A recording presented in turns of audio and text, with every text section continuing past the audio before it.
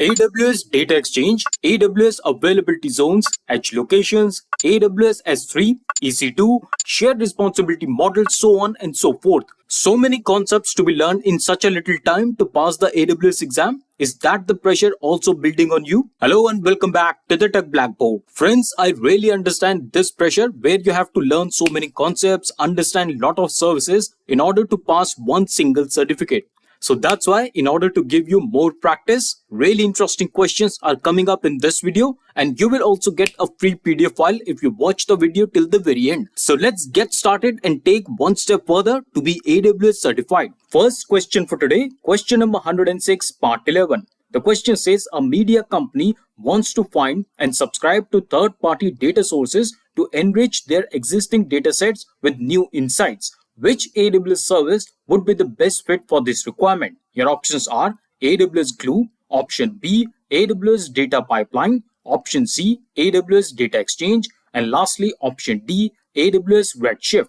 The correct answer for this question is option C, AWS Data Exchange. So friends, the keywords here are find and subscribe to the third-party data sources. And let's also understand why the other options or the other services are not correct. And post that, I will also give you some documentation to validate the answer, starting with AWS Glue. So friends, AWS Glue is an event-driven serverless computing platform provided by Amazon as a part of Amazon Web Services. And then we have AWS Data Pipeline, and that's a web service that helps you reliably process and move data between different AWS compute and storage services as well as on-premises data sources at specified intervals. And lastly, we have Amazon Redshift, which is a data warehouse product which forms the part of the larger cloud computing platform, Amazon Web Services. Now let's check out some documentation on AWS Data Exchange. So this is the documentation. So here you can read all about AWS Data Exchange, which is on a mission to increase speed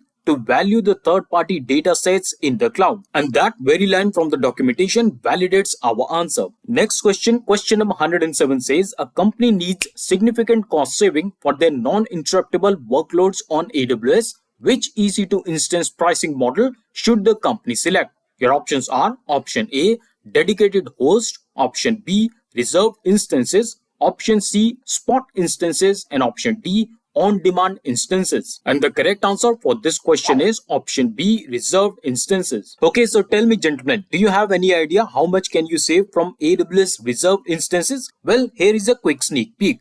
Here you can read Amazon EC2 reserved instances provide a significant discount up to 72% compared to the on-demand pricing and provide a capacity reservation when used in a specific availability zone. And the same can be validated on this AWS documentation, 72% of the saving. You can also understand what are the benefits and how the AWS reserved instances work. Question number 108, it says, who is responsible for the configuration management under the AWS shared responsibility model? Options are option A, it is solely the responsibility of the customer. Option B, it is solely the responsibility of AWS. Option C, it is shared between AWS and the customer. And lastly, option D, it is not the part of AWS shared responsibility model. The correct answer is option B, it is solely the responsibility of AWS. And why this is so? Because AWS maintains the configuration of its infrastructure devices, but the customer is responsible for configuring its own guest operating system, databases, and application. So in case the question is about the guest operating system, databases, and the application, in that case, you have to choose it is solely responsibility of the customer. But in this question, we are talking about the configuration management of the infrastructure, and that comes under the responsibility of AWS. Moving on with the question number 109, which says, which of the following service is the most useful when a disaster recovery method is triggered in AWS? Option A, Amazon Route 53. Option B, Amazon SNS. Option C, Amazon SQS. And lastly, Amazon Inspector.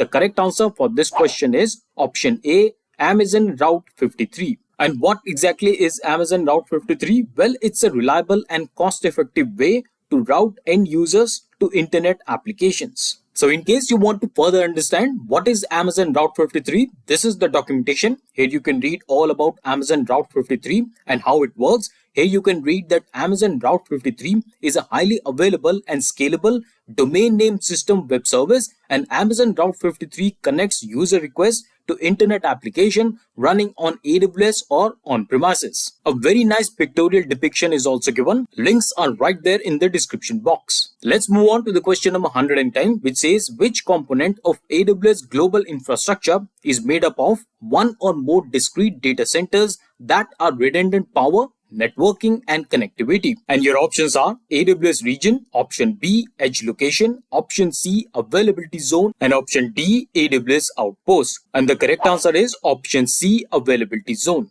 And what are availability zones? Well, availability zones are distinct locations within AWS region. Please note, this is very important point. Availability zones are under AWS regions that are engineered to be isolated from failures in other availability zones. And these provide inexpensive, low latency network connectivity to other availability zones in the same AWS region. Let's move on to the question number 111, which says which component of AWS global infrastructure consists of multiple, physically separated and isolated availability zones that are connected with low latency, high throughput and highly redundant networking. Options are AWS region, edge location, availability zone, and lastly AWS outpost. Correct answer is option A, AWS region. And AWS regions are consisting of multiple physically separated and isolated availability zones that are connected with low latency, high throughput and highly redundant networking. Here you can also understand that on a higher level we have AWS regions, and under the AWS regions we have multiple availability zones. And I have left more documentation links in the description box for your self-study. Question number 112, it says what is the most cost-effective Amazon storage tier for data that is not often accessed but requires high availability? Option A, Amazon S3 Standard. Option B, Amazon Glacier. Option C, Amazon S3 One Zone IA, which means infrequent access. Option D, Amazon S3 Standard IA. And the correct answer is option D, Amazon S3 Standard IA, infrequent access. And just so you know that Amazon Standard S3 infrequent access storage class allows you to reduce your storage cost for data that is accessed infrequently, and most importantly, it provides 9.999 lot of 9s here, exactly 11 nines of high durability, low latency and high throughput. So that's why option D is the correct answer. Question number 113, it says which compute hosting model should be accounted for in the total cost of ownership when undertaking a cost analysis that allows physical isolation of a customer workload. Options are dedicated host, option B, reserved instances, option C, on-demand instances, and option D, no upfront reserved instances. And the correct answer is option A, dedicated host. And this is because you can use the dedicated host to launch Amazon EC2 instances on physical servers that are dedicated for your own use.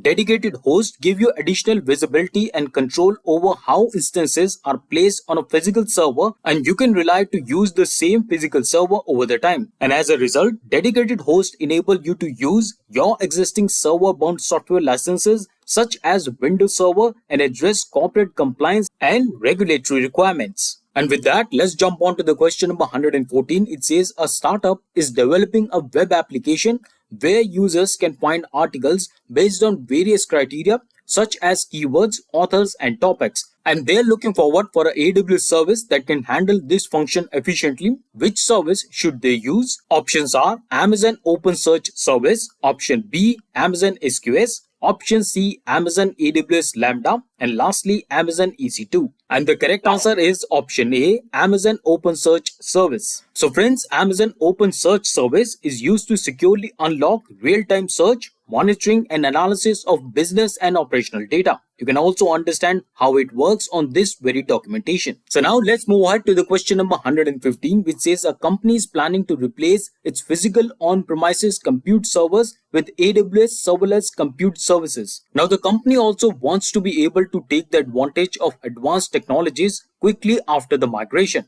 Which pillar of AWS well-architected framework does this plan represent? Options are security, reliability, option C is performance efficiency, and lastly option D, operational excellence. The correct answer is option C, performance efficiency. So this is the detailed documentation on performance efficiency. Here you can read that performance efficiency pillar includes the ability to use computing resources efficiently to meet the system requirements and to maintain that efficiency as demand changes and technologies evolve. And also, my friends, in case you have an interest in Microsoft Azure as well, in that case you can watch this video series on the left hand side. This is the AZ900 fundamental series, which will make you learn all about the Azure fundamentals and also prepare for the certification that is AZ900. And then on the right hand side, you can see AZ104. And AZ104 will help you become Azure Administrator. And not only that, it will also help you become Solution Architect in Microsoft Azure. Looking for the free PDF file for this episode, you have to tell me the correct answers for the question number 106,